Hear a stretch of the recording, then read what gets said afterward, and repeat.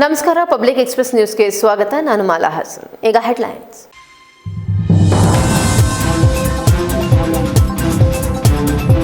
ರಾಷ್ಟ್ರೀಯ ಹೆದ್ದಾರಿ 75 ಸಿಸಿ ರಸ್ತೆ ಕಾಮಗಾರಿ ವಿಳಂಬಕ್ಕೆ ಜಿಲ್ಲಾ ಉಸ್ತುವಾರಿ ಸಚಿವ ಕೃಷ್ಣ ಬೈರೇಗೌಡರಿಂದ ತೀವ್ರ ಅಸಮಾಧಾನ. ಕಾಮಗಾರಿ ಸ್ಥಳ ಪರಿಶೀಲನೆ ಬಳಿಕ ಅಧಿಕಾರಿಗಳಿಗೆ ಕಟ್ಟುನಿಟ್ಟಿನ ಎಚ್ಚರಿಕೆ. ಸ್ವಾಭಿಮಾನ ಇದ್ದಿದ್ದರೆ ಇಷ್ಟೊತ್ತಿಗೆ ಕೆಲಸ ಮುಗಿಸಬೇಕಿತ್ತು ಎಂದು ಅಧಿಕಾರಿಗಳ ವಿರುದ್ಧ ಆಕ್ರೋಶ.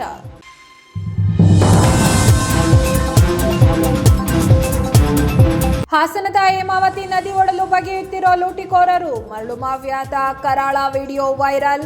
ಸಕಲೇಶಪುರ ಪಟ್ಟಣದ ಕೂಗಳತೆ ದೂರದಲ್ಲಿ ಭಾರಿ ಮರಳು ಲೂಟಿ, ಮರಳು ಮಾಫಿಯಾ ವಿರುದ್ಧ ಕಠಿಣ ಕ್ರಮಕ್ಕೆ ಜನರ ಆಗ್ರಹ.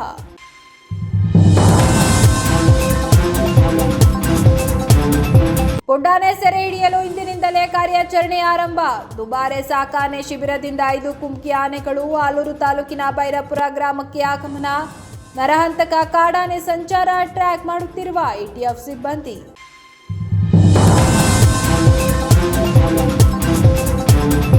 ರಾಷ್ಟ್ರೀಯ ಹೆದ್ದಾರಿ 75ರ ಸಿಸಿ ರಸ್ತೆ ಕಾಮಗಾರಿಯನ್ನ ವೀಕ್ಷಿಸಿದ ಬಳಿಕ ಜಿಲ್ಲಾ ಉಸ್ತುವಾರಿ ಸಚಿವ ಕೃಷ್ಣ ಬೈರೇಗೌಡ ಅವರು ಕಾಮಗಾರಿ ನಿಧಾನಗತಿಯಲ್ಲಿ ಸಾಗುತ್ತಿರುವುದಕ್ಕೆ ತೀವ್ರ ಅಸಮಾಧಾನ ವ್ಯಕ್ತಪಡಿಸಿದರು. ರಾಷ್ಟ್ರೀಯ ಹೆದ್ದಾರಿ 75ರ ಸಿಸಿ ರಸ್ತೆ ಕಾಮಗಾರಿಯನ್ನ ವೀಕ್ಷಿಸಿದ ಬಳಿಕ ಜಿಲ್ಲಾ ಉಸ್ತುವಾರಿ ಸಚಿವ ಕೃಷ್ಣ ಬೈರೇಗೌಡ ಅವರು ಕಾಮಗಾರಿ ನಿಧಾನಗತಿಯಲ್ಲಿ ಸಾಗುತ್ತಿರುವುದಕ್ಕೆ ತೀವ್ರ ಅಸಮಾಧಾನ ವ್ಯಕ್ತಪಡಿಸಿದರು. ಕಾಮಗಾರಿ ಶೀಘ್ರ ಪೂರ್ಣಗೊಳಿಸುವಂತೆ ಸಂಬಂಧಿಸಿದ ಅಧಿಕಾರಿಗಳಿಗೆ ಕಟ್ಟುನಿಟ್ಟಿನ ಸೂಚನೆ ನೀಡಿದ ಅವರು, ಸ್ವಾಭಿಮಾನ ಇದ್ದಿದ್ದರೆ ಇಷ್ಟೊತ್ತಿಗೆ ಕಾಮಗಾರಿ ಪೂರ್ಣಗೊಳಿಸಬೇಕಾಗಿತ್ತು. ಆದರೆ ಅಧಿಕಾರಿಗಳು ಸ್ವಾಭಿಮಾನ ಬಿಟ್ಟು ಸುಳ್ಳು ಹೇಳಿಕೊಂಡು ಬರುತ್ತಿದ್ದಾರೆ ಎಂದು ಕಿಡಿಕಾರಿದರು. ಕೇಂದ್ರ ಸರ್ಕಾರಕ್ಕೆ ತಪ್ಪು ಮಾಹಿತಿ ನೀಡಲಾಗುತ್ತಿದೆ ಎಂದು ಆರೋಪಿಸಿದ್ದ ಸಚಿವರು, ನೀವು ಕೇಂದ್ರಕ್ಕೆ ಹೀಗೆ ತಪ್ಪು ವರದಿ ನೀಡುತ್ತೀರಾ, ಅದನ್ನೇ ಅವರು ನಂಬುತ್ತಾರೆ. ಎಷ್ಟೆಷ್ಟು ಸುಳ್ಳು ಹೇಳುತ್ತೀರಿ. ನಾವು ಸ್ವಾಭಿಮಾನ ಬಿಟ್ಟು ನಿಮ್ಮಂತಹವರೊಂದಿಗೆ ಮಾತನಾಡುವ ಸ್ಥಿತಿ ಬಂದಿದೆ. ಸ್ವಾಭಿಮಾನ ಅಂದರೆ ಏನು ಅಂತ ನಿಮಗೆ ಗೊತ್ತಾ? ಬೇರೆ ಯಾರಾದರೂ ಇದ್ದಿದ್ರೆ ಕಪಾಳಕ್ಕೆ ಹೊಡೆಯುತ್ತಿದ್ದರು ಎಂದು ರಾಷ್ಟ್ರೀಯ ಹೆದ್ದಾರಿ ಪ್ರಾಧಿಕಾರದ ಅಧಿಕಾರಿಗಳ ವಿರುದ್ಧ ಹರಿಹಾಯ್ದರು. ಕಾಮಗಾರಿಯಲ್ಲಿ ಉಂಟಾಗಿರುವ ವಿಳಂಬದಿಂದ ಸಾರ್ವಜನಿಕರಿಗೆ ತೀವ್ರ ತೊಂದರೆಯಾಗುತ್ತಿದ್ದು, ಇದನ್ನು ಗಂಭೀರವಾಗಿ ಪರಿಗಣಿಸಿ ತಕ್ಷಣ ಕಾಮಗಾರಿ ಪೂರ್ಣಗೊಳಿಸುವಂತೆ ಸಚಿವರು ಎಚ್ಚರಿಕೆ ನೀಡಿದರು.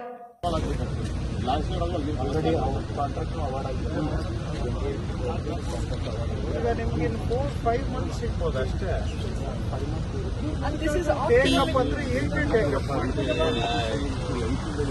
ಕಡೆಗೂಡೆ ಮಾಡದೆ ಹೋದ್ರೆ ಮಳೆಗಾಲದಲ್ಲಿ ಗ್ಯಾರಂಟಿ ಸ್ಟಾರ್ಟ್ ಆಯ್ತು. ಇದ್ರದ್ದು ಹೇಳಿ ಯಾವಾಗ ಇಂಟರ್ವ್ಯೂ 2 ಮಂತ್ಸ್ ಇಂದ ಶುರು ಮಾಡಬೇಕಾಗಿತ್ತು. ಅದೇನು ನಾವು ಆಯ್ತು, ಈಗ ರೋಡ್ ಕ್ಲೋಸರ್ ಕೊಡ್ತೀವಿ, ಕೊಡೋದಿಲ್ಲ ಅಂತಲ್ಲ, ಕೊಟ್ಟಿದ ತಕ್ಕಂಗೆ ಇವ್ರು ಕೆಲಸ ಮಾಡಬೇಕಲ್ಲ. ಸುಮ್ಮನೆ ರೋಡ್ ಕ್ಲೋಸರ್ ತಗೊಂಡು ಕುತ್ಕೋತಾರೆ ಇವ್ರು. ಸೆಂಟ್ರಲ್ ಏಜೆನ್ಸೀಸ್ ಇದೊಂದು ಚಟ.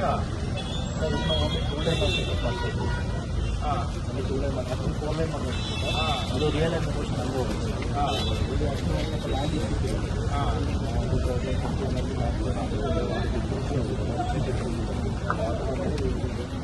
ಫ್ಲೈಓವರ್ ಮಾಡ್ತೀವಿ.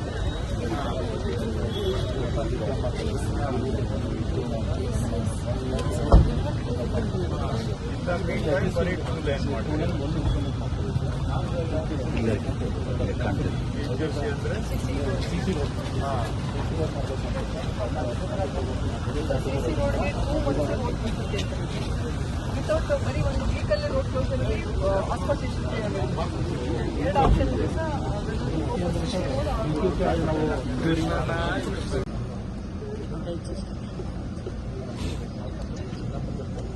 What rubbish you are talking? What rubbish? ಹಿಂಗೆ ರಿಪೋರ್ಟ್ ಕೊಡ್ತೀರಾ ನೀವು ಮೇಲಕ್ಕೆ? ಮೋಸ್ಟ್ಲಿ ಅದಕ್ಕೆ ಅವರೆಲ್ಲ ಹಿಂಗೆ ಆಗ್ತಾ ಇದೆ ಅಂತ ಏನೇನೋ ಸುಮ್ಮನೆ ಓದ್ತಾ ಇರ್ತದೆ.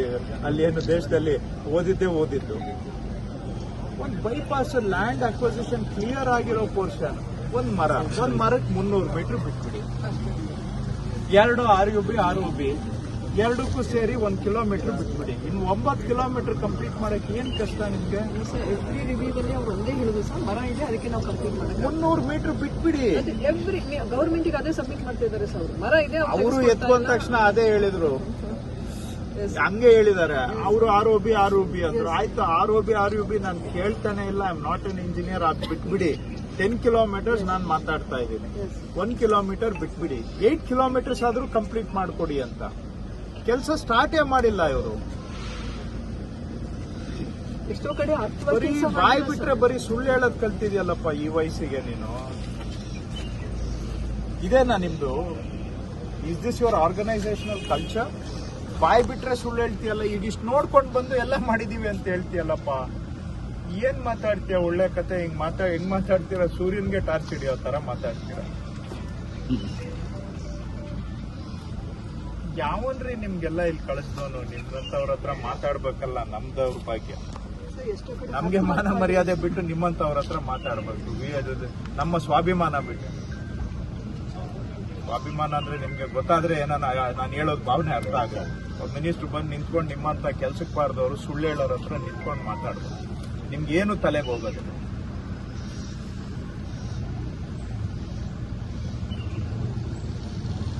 ಏನ್ರಿ ತಿಳ್ಕೊಂಡಿದ್ದೀರಾ? ಕಾರಣ ಆಗಿದ್ದಿದ್ರೆ ಬೇರೆಯವರು ತಪ್ಪಾಳಕ್ ಬಿಟ್ಟಿರೋ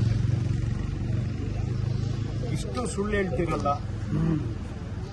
ಅಂಡ್ ಇರ್ರೆಸ್ಪಾನ್ಸಿಬಿಲಿಟಿ. ಅಷ್ಟು ಸಿಟ್ಟು ಬರುತ್ತೆ ನೀವು ಮಾಡೋ ಈ ತರ ಡಿಸ್ಆನೆಸ್ಟಿ ಪರಮಾವಧಿ. ಚೂರು ನಿಮ್ಗೆ ಅಕೌಂಟಬಿಲಿಟಿ ಇಲ್ಲ. ಹೇಳೋರು ಇಲ್ಲ, ಕೇಳೋರು ಇಲ್ಲ. ನಿಮ್ಗೆ ಸೆಂಟ್ರಲ್ ಗೌರ್ಮೆಂಟ್ ಅಂತ ಹೇಳ್ಕೊಂಡು ನೀವು ಮಾಡಿದ್ದೇ ಕೆಲಸ. 11 ವರ್ಷ ಆಯ್ತು ಸರ್. ಅಲ್ಲ, ಇಲ್ಲಿ ಏನೇನೋ ಹೇಳ್ತಾರೆ. ಅಲ್ಲಿ ಬೈಪಾಸ್ ಅಲ್ಲಿ ಏನು ಇಲ್ಲ. ಲ್ಯಾಂಡ್ ಅಕ್ವಿಸಿಷನ್ ಕ್ಲಿಯರ್ ಮಾಡಿಕೊಟ್ಟು ಎಷ್ಟು ದಿನ ಆಯ್ತಾ? ಮರದ ಬಿಟ್ಟು ಬೇರೆ ಎಲ್ಲ ಯಾವಾಗ ಕ್ಲಿಯರ್ ಆಗಿತ್ತು? 22 ಇಲ್ಲಿವರೆಗೂ ಯಾಕಪ್ಪ ಸ್ಟಾರ್ಟ್ ಮಾಡಿಲ್ಲ? ಅಲ್ಲಿ ಇನ್ನು 2 ಲೇನ್ ಮೇಲೆ ಓಡಾಡ್ತಾ ಇದ್ದಾರೆ. ಅಲ್ಲೊಂದ್ ಸ್ವಲ್ಪ ಇಲ್ಲೊಂದ್ ಸ್ವಲ್ಪ ಕೈ ಇಟ್ಟಿದ್ದೀರಾ. ಏನೋ ಆಗ್ತಾ ಇದೆ ಅಂತ ತೋರ್ಸ. ಕಾಂಟ್ರಾಕ್ಟರ್ಗಳೇ ಸರಿ ಇಲ್ಲ ಸರ್. ನಾವು ಕೇಳಕ್ಕಾಗಲ್ಲ. ಮೀಟಿಂಗ್ ಅಲ್ಲಿ 100 ಸಾರಿ ಚರ್ಚೆ ಮಾಡಿದ್ವಿ. ಕಾಂಟ್ರಾಕ್ಟರ್ಗಳೇ ಸರಿ ಇಲ್ಲ. ಅಂತ ಕಾಂಟ್ರಾಕ್ಟರ್ ಏಜೆನ್ಸಿಗಳು ಹಿಡ್ಕೊಬರ್ತಾರೆ. ಈಗ ನೀವು ನಮ್ಮ ಹಾಸನ ಜಿಲ್ಲೆಯ ಸಕಲೇಶಪುರ ತಾಲೂಕಿನ ಬಳಿ ಹೇಮಾವತಿ ನದಿಯಲ್ಲಿ ಅಕ್ರಮ ಮರಳು ಗಣಿಗಾರಿಕೆ ಭಾರಿ ಪ್ರಮಾಣದಲ್ಲಿ ನಡೆಯುತ್ತಿರುವುದು ಬಹಿರಂಗವಾಗಿದೆ. 10 ವಾಹನಗಳಲ್ಲಿ ಮರಳು ಸಾಗಾಟ ಮಾಡುತ್ತಿರುವ ದೃಶ್ಯಗಳು ಸಾಮಾಜಿಕ ಜಾಲತಾಣಗಳಲ್ಲಿ ವೈರಲ್ ಆಗಿದ್ದು, ನದಿ ಮಧ್ಯೆ ವಾಹನಗಳಲ್ಲೇ ತೆರಳಿ ಮರಳು ತೆಗೆದುಕೊಂಡು ಹೋಗುತ್ತಿರುವುದು ಸ್ಪಷ್ಟವಾಗಿ ಕಾಣಿಸುತ್ತಿದೆ. ಅಕ್ರಮ ಮರಳು ಸಾಗಾಟದ ವಿಡಿಯೋಗಳನ್ನು ಕೆಲ ಮರಳು ಸಾಗಾಟ ವಾಹನ ಚಾಲಕರೇ ಚಿತ್ರೀಕರಿಸಿರುವುದು ವಿಶೇಷ.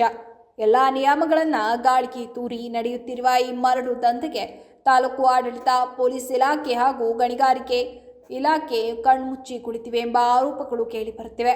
ನದಿಯ ಪರಿಸರ ವ್ಯವಸ್ಥೆಗೆ ಗಂಭೀರ ಹಾನಿಯಾಗುತ್ತಿದ್ದರೂ ಸಂಬಂಧಿಸಿದ ಇಲಾಖೆಗಳು ಯಾವುದೇ ಕ್ರಮ ಕೈಗೊಂಡಿಲ್ಲ ಎಂಬುದು ಸಾರ್ವಜನಿಕರ ಆಕ್ರೋಶಕ್ಕೆ ಕಾರಣವಾಗಿದೆ.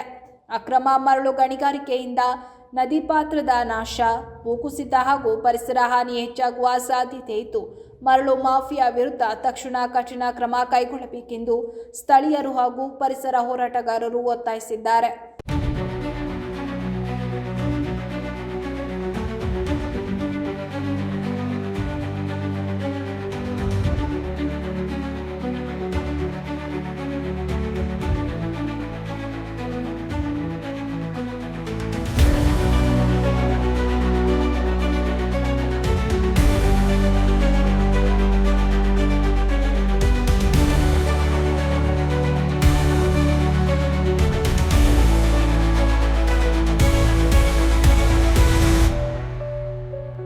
ಕಾಡಾನೆ ದಾಳಿಯಿಂದ ಅಮಾಯಕ ಮಹಿಳೆ ಶೋಭಾ ಸಾವನ್ನಪ್ಪಿದ ಹಿನ್ನೆಲೆಯಲ್ಲಿ ಕೊಡಗು ಭಾಗದಿಂದ ಬಂದಿರುವ ನರಹಂತಕ ಒಂಟಿ ಸಲಗವನ್ನ ಸೆರೆ ಹಿಡಿಯಲು ಕಾರ್ಯಾಚರಣೆ ಇಂದಿನಿಂದಲೇ ಆರಂಭವಾಗಿದೆ. ಕಾಡಾನೆ ದಾಳಿಯಿಂದ ಅಮಾಯಕ ಮಹಿಳೆ ಶೋಭಾ ಸಾವನ್ನಪ್ಪಿದ ಹಿನ್ನೆಲೆಯಲ್ಲಿ ಕೊಡಗು ಭಾಗದಿಂದ ಬಂದಿರುವ ನರಹಂತಕ ಒಂಟಿ ಸಲಗವನ್ನ ಸೆರೆ ಹಿಡಿಯುವ ಕಾರ್ಯಾಚರಣೆ ಇಂದಿನಿಂದಲೇ ಆರಂಭವಾಗಿದೆ. ನಿನ್ನೆ ರಾತ್ರಿಯೇ ದುಬಾರೆ ಸಾಕಾಣೆ ಶಿಬಿರದಿಂದ ಹಾಸನ ಜಿಲ್ಲೆ ಆಲೂರು ತಾಲೂಕಿನ ಬೈರಾಪುರ ಗ್ರಾಮಕ್ಕೆ ಧನಂಜಯ, ಲಕ್ಷ್ಮಣ, ಶ್ರೀರಾಮ, ಅಯ್ಯಪ್ಪ, ಸುಗ್ರೀವ ಸೇರಿ 5 ಕುಮ್ಕಿ ಆನೆಗಳು ಆಗಮಿಸಿವೆ. ಇಂದಿನಿಂದಲೇ ಪುಂಡಾನೆ ಸೆರೆ ಹಿಡಿಯುವ ಕಾರ್ಯಾಚರಣೆ ಆರಂಭವಾಗಲಿದೆ. ನರಹಂತಕ ಕಾಡಾನೆ ಎಲ್ಲೆಂದರಲ್ಲಿ ಸಂಚಾರ ಮಾಡುತ್ತಿದ್ದು, ATF ಸಿಬ್ಬಂದಿ ಟ್ರ್ಯಾಕ್ ಮಾಡುತ್ತಿದ್ದಾರೆ. ಜನವರಿ 13ರಂದು ಕಾಫಿ ತೋಟದಲ್ಲಿ ಕೆಲಸಕ್ಕೆ ತೆರಳಿದ ವೇಳೆ ಕಾಡಾನೆ ಏಕಾಏಕಿ ದಾಳಿ ಮಾಡಿ ಶೋಭಾ ಅವರನ್ನ ಬಲಿ ಪಡೆದಿತ್ತು. ಆನಂತರ ಮೃತದೇಹ ಮೇಲೆತ್ತಲು ಬಿಡದೆ ಸ್ಥಳೀಯರು ಹಾಗೂ ಹೋರಾಟಗಾರರು ಪ್ರತಿಭಟನೆ ನಡೆಸಿದ್ದು, ಮುರಳಿ ಮೋಹನ್ ಪ್ರತಿಭಟನೆಗೆ ಸಾಥ್ ನೀಡಿ ಸ್ಥಳದಿಂದಲೇ ಅರಣ್ಯ ಸಚಿವ ಈಶ್ವರ್ ಖಂಡ್ರೆ ಅವರಿಗೆ ಕರೆ ಮಾಡಿ ಕಾಡಾನೆಗಳ ಹಾವಳಿಗೆ ಶಾಶ್ವತ ಪರಿಹಾರ ಕಂಡುಹಿಡಿಯುವಂತೆ ಒತ್ತಾಯಿಸಿದರು. ಅಲ್ಲದೆ ಘಟನಾ ಸ್ಥಳಕ್ಕೆ ಆಗಮಿಸಿದ ಜಿಲ್ಲಾಧಿಕಾರಿ ಕೆಎಸ್ ಲತಾಕುಮಾರಿ ಅವರು ಹೋರಾಟಗಾರರ ಮನವಿ ಆಲಿಸಿ ಸಚಿವರ ಗಮನಕ್ಕೆ ತರುವುದಾಗಿ ಹೇಳಿದ್ದು, ಇದರ ಬೆನ್ನಲ್ಲೇ ಕಾಡಾನೆ ಸೆರೆ ಹಿಡಿಯುವ ಕಾರ್ಯಾಚರಣೆ ಆರಂಭವಾಗಿದೆ.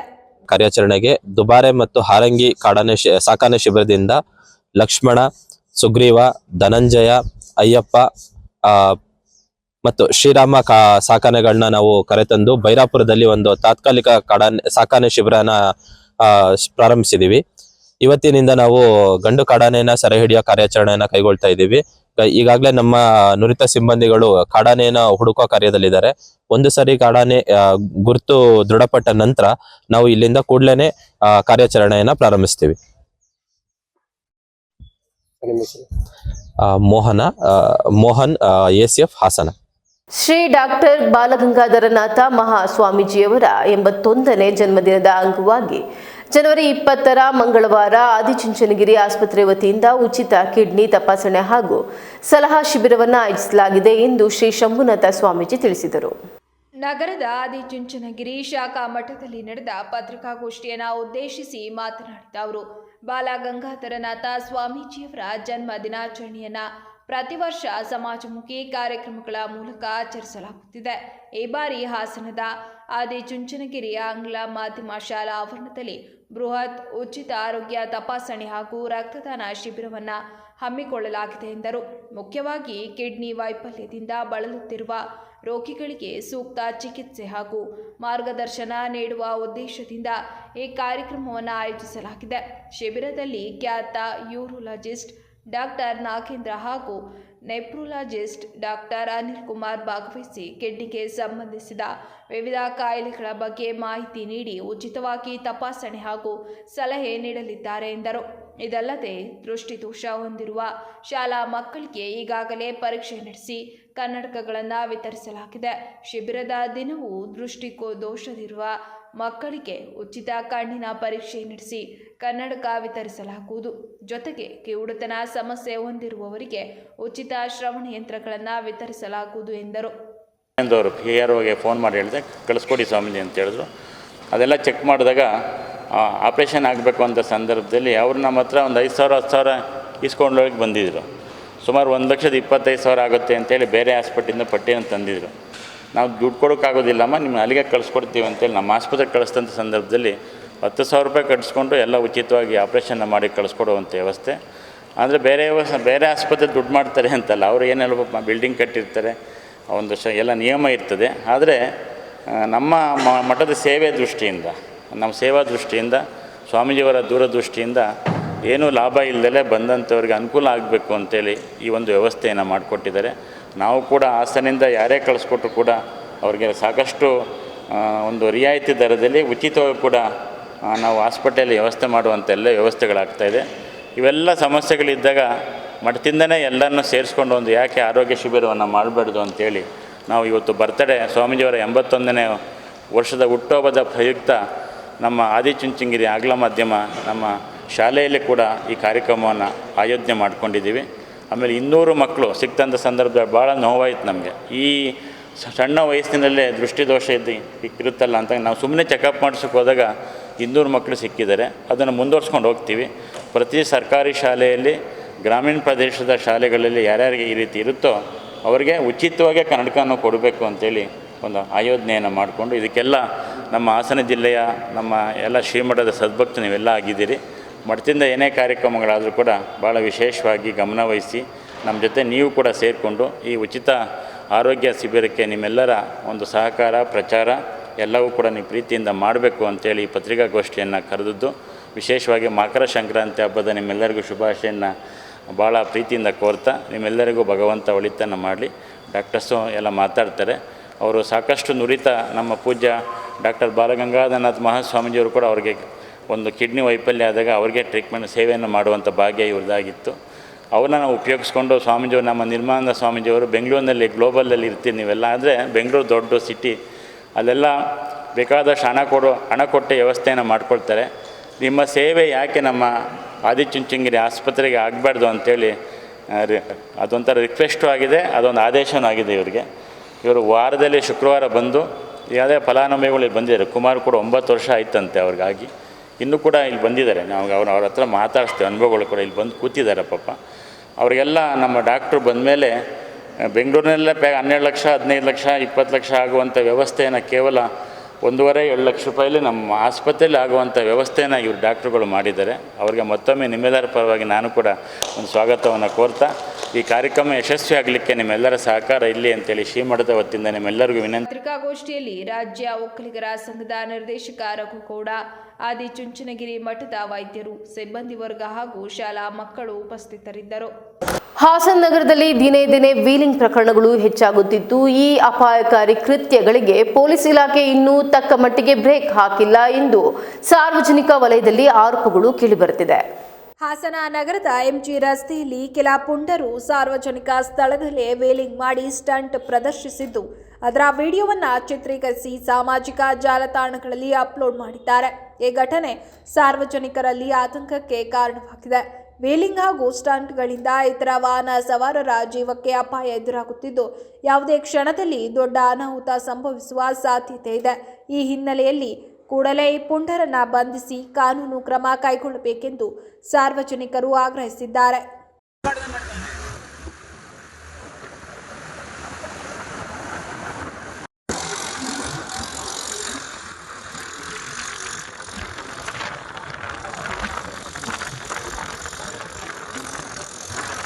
ಹಾಸನ ತಾಲೂಕು ಮಲಗೋಡನಹಳ್ಳಿ ಗ್ರಾಮದಲ್ಲಿ ಸರ್ಕಾರಕ್ಕೆ ಸೇರಿದ ಕೆರೆ, ತೋಪು ಹಾಗೂ ಸಾರ್ವಜನಿಕ ಬಳಕೆಯ ಜಮೀನುಗಳನ್ನು ರಾಜಕೀಯ ಪ್ರಭಾವ ಮತ್ತು ದಬ್ಬಾಳಿಕೆಯ ಮೂಲಕ ಅಕ್ರಮವಾಗಿ ಒತ್ತುವರಿ ಮಾಡಲಾಗಿದೆ. ಈ ಒತ್ತುವರಿ ಕಾರಣದಿಂದ ಸಾರ್ವಜನಿಕ ಹಿತಾಸಕ್ತಿಗೆ ಧಕ್ಕೆಯಾಗಿದ್ದು, ಜಾನುವಾರುಗಳಿಗೆ ಮೇಯಲು ಜಾಗ ಹಾಗೂ ಸಂಚಾರಕ್ಕೆ ದಾರಿಯೇ ಇಲ್ಲದಂತಾಗಿದೆ. ರಕ್ಷಣೆ ಮಾಡುವಂತೆ ಗ್ರಾಮದ ಎಂ ಸ್ವಾಮಿ ಮನವಿ ಮಾಡಿದರು. ಪತ್ರಿಕಾಗೋಷ್ಠಿಯಲ್ಲಿ ಮಾತನಾಡಿದ ಅವರು, ಹಾಸನ ತಾಲೂಕಿನ ಮಲಗೋಡನಹಳ್ಳಿ ಗ್ರಾಮದ ಸರ್ವೆ ನಂಬರ್ 13ರಲ್ಲಿ ಬೆದರಕಟ್ಟೆ ಸರ್ಕಾರಿ ಜಮೀನು 21.09 ಗುಂಟೆ ಇದ್ದು, ಇದರಲ್ಲಿ ರುದ್ರಭೂಮಿಗಾಗಿ 2 ಎಕರೆ ಜಾಗ ಮೀಸಲಾಗಿರುತ್ತದೆ. ಇದೇ ರೀತಿ ಸರ್ವೆ ನಂಬರ್ 14ರಲ್ಲಿ 11.33 ಗುಂಟೆ ಸರ್ಕಾರಿ ತೋಪು, ಸರ್ವೆ ನಂಬರ್ 15ರಲ್ಲಿ 1.34 ಗುಂಟೆ ಸರ್ಕಾರಿ ಕೆರೆ ಹಾಗೂ ಸರ್ವೆ ನಂಬರ್ 17ರಲ್ಲಿ 3.19 ಗುಂಟೆ ಸರ್ಕಾರಿ ತೋಪು ಜಮೀನುಗಳು ಸರ್ಕಾರದ ಸ್ವತ್ತಾಗಿವೆ. ಆದರೆ ಈ ಎಲ್ಲ ಜಮೀನುಗಳನ್ನು ಕೆಲವರು ಅಕ್ರಮವಾಗಿ ವಶಪಡಿಸಿಕೊಂಡಿದ್ದಾರೆ ಎಂದು ದೂರಿದರು. ಸಾರ್ವಜನಿಕರ ಆಸ್ತಿಯನ್ನು ರಕ್ಷಿಸಬೇಕಾದ ಇಂತಹ ಜಾಗಗಳಲ್ಲಿ ಫೆನ್ಸ್ ಹಾಕಿ ದಾರಿಗಳನ್ನು ಬಂದ್ ಮಾಡಲಾಗಿತ್ತು. ಜಾನುವಾರುಗಳನ್ನು ಮೇಯಿಸಲು ಹಾಗೂ ಗ್ರಾಮಸ್ಥರು ಸಂಚರಿಸಲು ತೀವ್ರ ತೊಂದರೆಯಾಗುತ್ತಿದೆ. ಈ ಬಗ್ಗೆ ಪ್ರಶ್ನಿಸಿದ ಗ್ರಾಮಸ್ಥರ ಮೇಲೆಯೇ ಒತ್ತುವರಿದಾರರು ದೌರ್ಜನ್ಯ ತೋರಿತು. ಪ್ರಶ್ನೆ ಮಾಡಿದರೆ ನಮಗೆ ರಾಜಕಾರಣಿಗಳ ಬೆಂಬಲವಿದೆ, ಯಾವ ಕಾರಣಕ್ಕೂ ಈ ಜಮೀನನ್ನು ಬಿಡುವುದಿಲ್ಲ ಎಂದು ಬೆದರಿಕೆ ಹಾಕಿದ್ದಾರೆ ಎಂದರು. ಈ ಸಂಬಂಧ ಹಲವು ಬಾರಿ ಸಂಬಂಧಪಟ್ಟ ಅಧಿಕಾರಿಗಳಿಗೆ ಲಿಖಿತ ಅರ್ಜಿಗಳನ್ನು ಸಲ್ಲಿಸಿದರೂ ಸಹ ಇದುವರೆಗೆ ಯಾವುದೇ ಪರಿಣಾಮಕಾರಿಯಾದ ಕ್ರಮ ಕೈಗೊಳ್ಳಲಾಗಿಲ್ಲ ಎಂಬ ಅಸಮಾಧಾನ ಗ್ರಾಮಸ್ಥರಲ್ಲಿ ಹೆಚ್ಚಾಗಿದೆ. ಅಧಿಕಾರಿಗಳ ನಿರ್ಲಕ್ಷ್ಯವೇ ಒತ್ತುವರಿದಾರರಿಗೆ ಮತ್ತಷ್ಟು ಧೈರ್ಯ ನೀಡಿದೆ ಎಂದು ಆರೋಪಿಸಿದರು.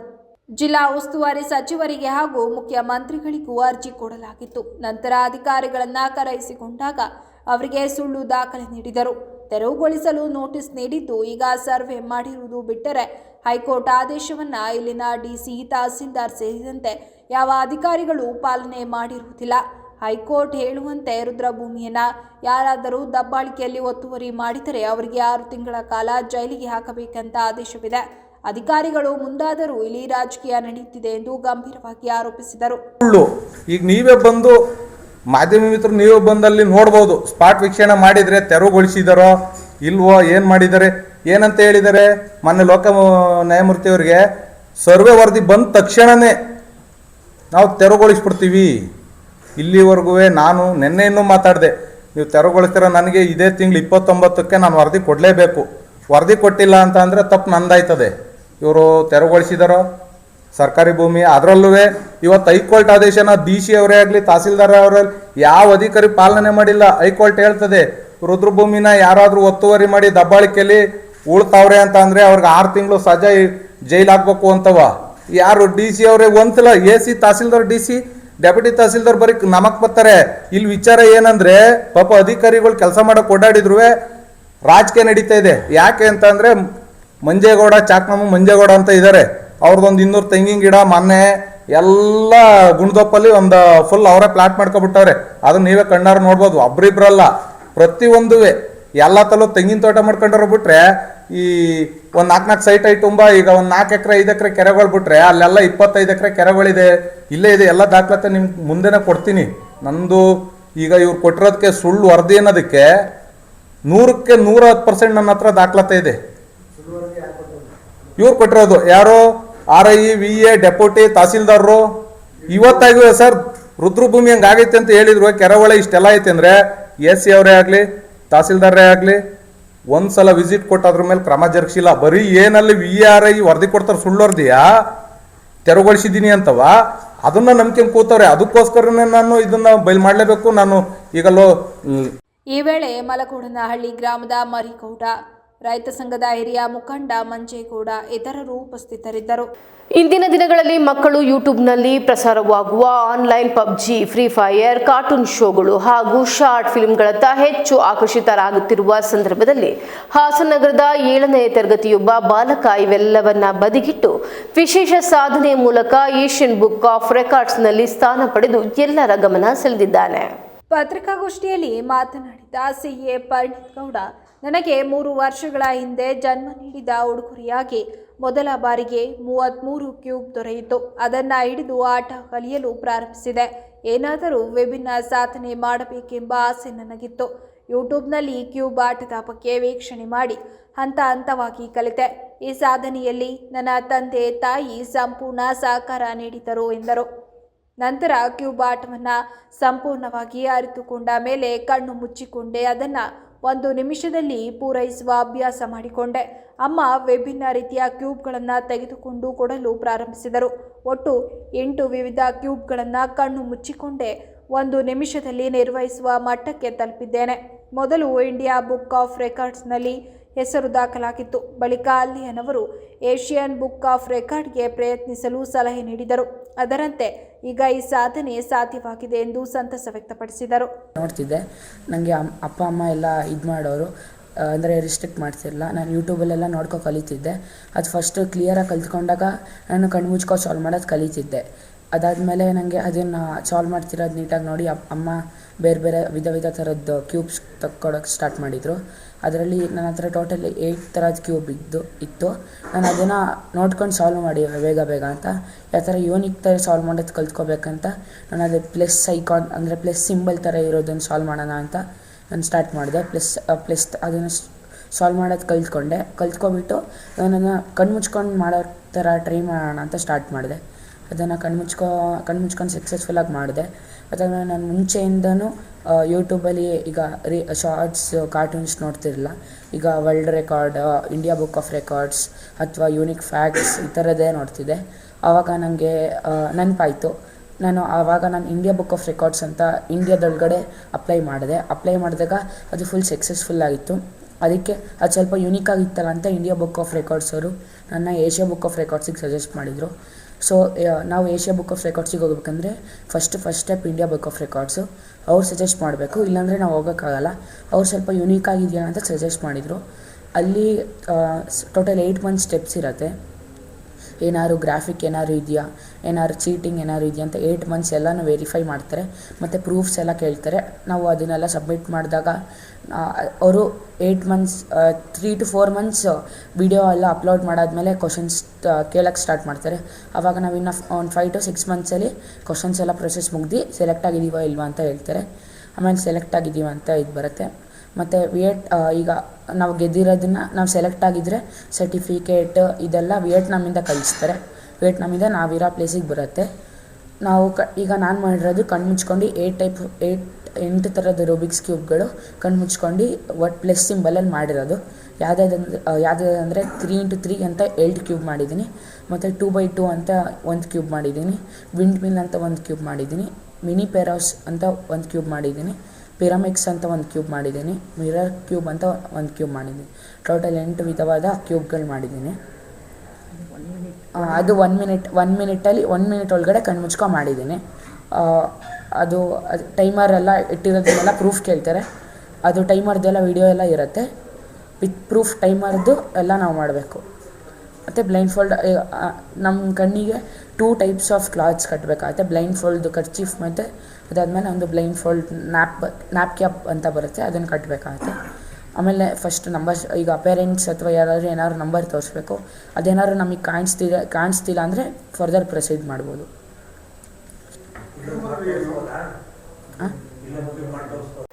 ಸಂಕ್ರಾಂತಿ ಹಬ್ಬವನ್ನ ಸುಗ್ಗಿಯ ಸಂಭ್ರಮವಾಗಿ ಆಚರಿಸುವ ನಾಡಿನ ವೈವಿಧ್ಯಮಯ ಸಂಪ್ರದಾಯಗಳಲ್ಲಿ ಬೇಲೂರಿನ ಚೆನ್ನಕೇಶವ ಸ್ವಾಮಿ ದೇವಾಲಯದಲ್ಲಿ ನಡೆಯುವ ವಿಶೇಷ ಆಚರಣೆ ವಿಭಿನ್ನತೆಯನ್ನ ಹೊಂದಿದೆ. ಸಂಕ್ರಾಂತಿ ದಿನ ದೇವಾಲಯದಲ್ಲಿ ವಿಶೇಷ ಪೂಜೆ ಸಲ್ಲಿಸಿದ ಬಳಿಕ ಪೌರಾಣಿಕ ವಾಡಿಕೆಯಂತೆ ಕಂದು ಬಣ್ಣದ ಕಾಡು ಮೊಲಕ್ಕೆ ಚಿನ್ನದ ಮುರೆ ಓಲೆ ಹಾಕಿ ಕಾಡಿಗೆ ಬಿಡುವ ಸಂಪ್ರದಾಯವನ್ನ ಶ್ರದ್ಧಾ ಭಕ್ತಿಯಿಂದ ಆಚರಿಸಲಾಯಿತು. ಚೆನ್ನಕೇಶವ ಸ್ವಾಮಿ ದೇವಾಲಯದಿಂದ ಸುಮಾರು 2 ಕಿಲೋಮೀಟರ್ ದೂರದ ನೆಹರು ನಗರಕ್ಕೆ ಮಂಗಳವಾದ್ಯದೊಂದಿಗೆ ಉತ್ಸವ ಮೆರವಣಿಗೆ ನಡೆಯಿತು. ಹಳೆಬೀಡು ರಸ್ತೆಯಲ್ಲಿ ನಿರ್ಮಿಸಲಾಗಿದ್ದ ವಿಶೇಷ ಪೂಜಾ ಚಪ್ಪರದಡಿ ಉತ್ಸವ ಮೂರ್ತಿಯನ್ನು ಕುಳ್ಳಿರಿಸಿ ವಿಶೇಷ ಪೂಜೆಯನ್ನು ನೆರವೇರಿಸಲಾಯಿತು. ದೇವಾಲಯದ ಸಂಪ್ರದಾಯದಂತೆ ದೊಡ್ಡ ಬ್ಯಾಡಗೆರೆ ಗ್ರಾಮದ ಪರ್ವತಯ್ಯ ಅವರು ಕಾಡು ಮೊಲವನ್ನು ತಂದು ಅದನ್ನು ದೇವರ ಮೊಲವೆಂದು ಪರಿಗಣಿಸಿ ಪೂಜೆ ಸಲ್ಲಿಸಿದರು. ಮೊಲದ ಮೂಗಿಗೆ ಚಿನ್ನದ ಮುರ ಓಲೆ ಹಾಕಿ ದೇವರಿಗೆ ಸ್ಪರ್ಶಗೊಳಿಸಿ ಪೂಜಾ ವಿಧಿಗಳನ್ನು ನೆರವೇರಿಸಲಾಯಿತು. ಬಳಿಕ ಮೊಲವನ್ನು ಕಾಡಿಗೆ ಬಿಡಲಾಯಿತು. ಈ ಸಂದರ್ಭದಲ್ಲಿ ಮಾತನಾಡಿದ ದೇಗುಲದ ಪ್ರಧಾನ ಅರ್ಚಕ ಶ್ರೀನಿವಾಸ್ ಭಟ್ ಅವರು, ವಿಜಯನಗರ ಅರಸರ ಕಾಲದಿಂದಲೇ ಉತ್ತರಾಯಣದ ಆರಂಭದಲ್ಲಿ ಉತ್ಸವ ಆರಂಭಗೊಂಡಿದ್ದು ಇಂದಿಗೂ ಅದೇ ಶ್ರದ್ಧೆಯಿಂದ ಆಚರಿಸಿಕೊಂಡು ಬರಲಾಗುತ್ತಿದೆ ಎಂದರು. ಈ ಸಂಪ್ರದಾಯಕ್ಕೆ ಪೌರಾಣಿಕ ಪ್ರತೀತಿಯೂ ಇದೆ ಎಂದು ವಿವರಿಸಿದರು. ಚೆನ್ನಕೇಶವ ದೇವರು ಅಶ್ವಾರೋಹಿಯಾಗಿ ಬೇಟೆಗೆ ತೆರಳುವ ಸಂದರ್ಭ ಪತ್ನಿ ಲಕ್ಷ್ಮಿ ತವರು ಮನೆಗೆ ಹೋಗಲು ಸಿದ್ಧವಾಗಿದ್ದಾಳೆ. ಆದರೆ ತವರಿಗೆ ಹೋಗಬಾರದೆಂದು ದೇವರು ಹೇಳಿದರೂ ಗೌರವ ಸಿಗದೆ ಕೋಪಗೊಂಡು ದೇವರು ಬೇಟೆಗೆ ಹೊರಡುತ್ತಾರೆ. ಈ ವಿಷಯ ತಿಳಿದ ಲಕ್ಷ್ಮಿ ಪತಿಯನ್ನ ವಾಪಸ್ ಕರೆಸಿಕೊಳ್ಳಲು ಬೇಟೆ ಮಾರ್ಗದಲ್ಲಿ ಮೊಲವನ್ನು ಅಡ್ಡಲಾಗಿ ಬಿಡಿಸುತ್ತಾಳೆ. ಮೊಲ ಅಡ್ಡ ಬಂದಿದ್ದನ್ನು ಅಪಶಕುನವೆಂದು ಭಾವಿಸಿದ ಚೆನ್ನಕೇಶವ ದೇವರು ಬೇಟೆಯನ್ನ ಮೊಟಕುಗೊಳಿಸಿ ಹಿಂದಿರುಗುತ್ತಾರೆ. ಈ ಘಟನೆಗೆ ದೇಗುಲದ ದಾಖಲೆಗಳು ಸಾಕ್ಷಿಯಾಗಿವೆ ಎಂದರು.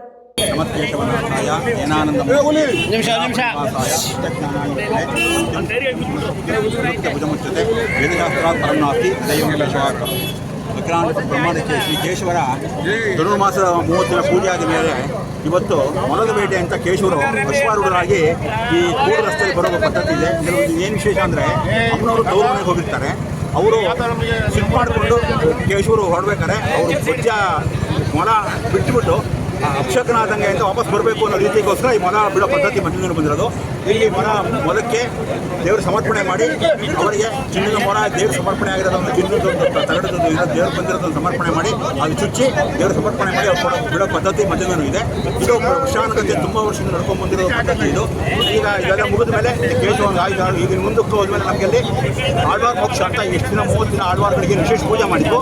ಇವತ್ತು ಕೊನೆಯ ದಿನ ಅವರಿಗೆ ಮೋಕ್ಷಕ್ಕೆ ಹೋಗ್ತಾರೆ. ಮತ್ತು ವಾಪಸ್ ಅವರು ಭಕ್ತರ ಅನುಗ್ರಹಕ್ಕೋಸ್ಕರ ಮತ್ತೆ ವಾಪಸ್ ಬಂದು ಎಲ್ಲರೂ ಪ್ರಾರ್ಥನೆಯಿಂದ ಕಾಪಾಡಲಿ ಅಂತ ಕೇಳ್ಕೊಂಡಾಗ ಮತ್ತೆ ವಾಪಸ್ ಬಂದು ದೇವರ ಅನುಗ್ರಹ ಮಾಡಿ ಎಲ್ಲರಿಗೂ ಒಳ್ಳೆಯದಾಗಿ ಕೇಳ್ಕೊಂಡು ಬಂದು ನಡೆಯುತ್ತೆ ಕಾರ್ಯಕ್ರಮ ಇದೆ. ಇದೇ ರೀತಿ ವರ್ಷಾವರ್ಷದಿಂದ ಇನ್ನೂ ಹೆಚ್ಚಿನ ಸಂಖ್ಯೆಯಲ್ಲಿ ಜನಸಂಖ್ಯೆ ಬಂದು ಕೇಶವನ ಆಶೀರ್ವಾದ ಪಡೆಯಬೇಕು ಅಂತ ಈ ಮೂಲಕ ಆಡಳಿತ ಪರವಾಗಿ ಬೇಲೂರು ನಮ್ಮ ಕೇಶವ ಸುನಿಧಿ ಪರವಾಗಿ ಎಲ್ಲರಿಗೂ ಒಳ್ಳೆಯದಾಗಿ ಕೇಶವನ ಪೂಜಾ ಕಾರ್ಯಗಳನ್ನು ಮುಖ್ಯ ಅರ್ಚಕ ನರಸಿಂಹಪ್ರಿಯ ಭಟ್ ಹಾಗೂ ಇತರ ಅರ್ಚಕರು ನೆರವೇರಿಸಿದರು. ಈ ಸಂದರ್ಭದಲ್ಲಿ ದೇಗುಲದ ಇಒ ಯೋಗೇಶ್, ಮಾಜಿ ವ್ಯವಸ್ಥಾಪನಾ ಸಮಿತಿ ಸದಸ್ಯ ಯುಟಿ ಕೇಶವಮೂರ್ತಿ, ಪುರಸಭೆ ಸದಸ್ಯ ಶೈಲೇಜ್, ಪಿಐ ರೇವಣ್ಣ, ಪ್ರಮೋದ್, ಕೇಶವಮೂರ್ತಿ ಹತ್ವಾರ್ ಸೇರಿದಂತೆ ಹಲವರು ಉಪಸ್ಥಿತರಿದ್ದರು. ಈಗ ಮತ್ತೊಮ್ಮೆ ಹೆಡ್ಲೈನ್.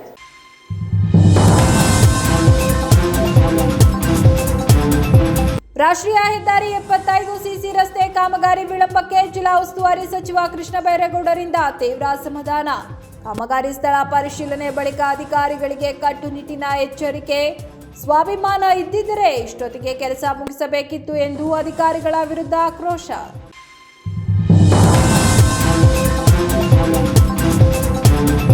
ಹಾಸನದ ಹೇಮಾವತಿ ನದಿ ಒಡಲು ಬಗೆಯುತ್ತಿರೋ ಲೂಟಿಕೋರರು, ಮರಳು ಮಾಫಿಯಾದ ಕರಾಳ ವಿಡಿಯೋ ವೈರಲ್. ಸಕಲೇಶಪುರ ಪಟ್ಟಣದ ಕೂಗಳತೆ ದೂರದಲ್ಲಿ ಭಾರಿ ಮರಳು ಲೂಟಿ, ಮರಳು ಮಾಫಿಯಾ ವಿರುದ್ಧ ಕಠಿಣ ಕ್ರಮಕ್ಕೆ ಜನರ ಆಗ್ರಹ.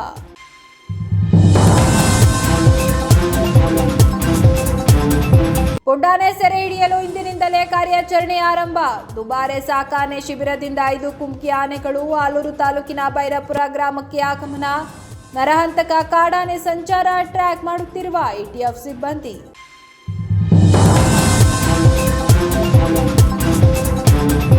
ಇದಿಷ್ಟು ಈವರೆಗಿನ ಪ್ರಮುಖ ಸುದ್ದಿಗಳು. ಸಮಗ್ರ ಸುದ್ದಿಗಳಿಗಾಗಿ ನೋಡ್ತಾ ಇರಿ ಪಬ್ಲಿಕ್ ಎಕ್ಸ್‌ಪ್ರೆಸ್ ಕನ್ನಡ. ಪಯಣ ನಿಮ್ಮೊಂದಿಗೆ.